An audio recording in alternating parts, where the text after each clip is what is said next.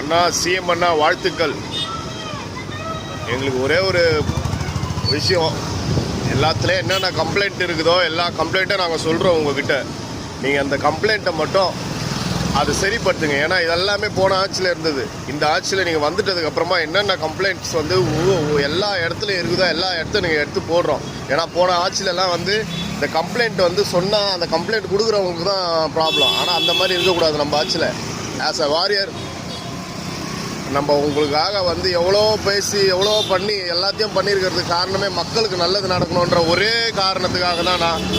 அதனால் தயவு செஞ்சு இந்த என்ன சொல்கிறதுனா இந்த இது என்னென்ன ப்ராப்ளம் இருக்குதோ அந்த ப்ராப்ளத்தில் எல்லாத்தையும் வீடியோ எடுத்து என்ன ப்ராப்ளம் இருந்தாலும் அதை வந்து நீங்கள் சால்வ் பண்ணுறதுக்கான விஷயத்தை என்ன சொல்கிறது உங்களுக்கு அமுச்சு விட்டாங்கன்னா அதை கொஞ்சம் சால்வ் பண்ணுங்கண்ணா. ஏன்னா ரோட் மேனேஜ்மெண்ட்டுன்றது ரொம்ப மோசமாக இருக்குது. ரோட் மேனேஜ்மெண்ட்டுனே ஒரு ஒரு ஒரு இலாக்காவை நீங்கள் ஒதுக்குனா நல்லாயிருக்கும். சென்னையிலே இவ்வளோ மோசமாக இருக்குது, எல்லா இடத்துலையும் ப்ராப்ளமாக இருக்குது.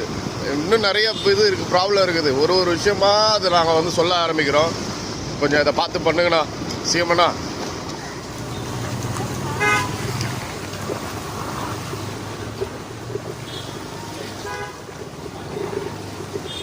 இவ்வளோ கேவலமான ரோடு போட்ட திமுக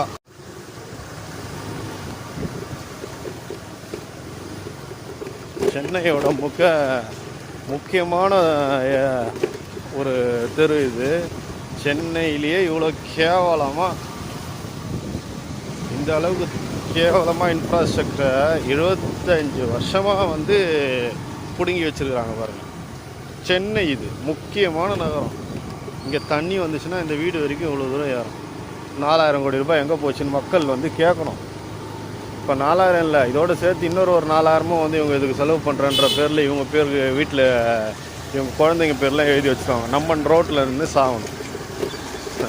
ஏண்டா உங்கள் வீட்டில் பிறக்கிற குழந்தைங்களுக்கு எல்லாருக்கும் 4 கோடி ரூபாய் காரு, நாங்களாம் தெருக்கோடியில் நிற்கணும்.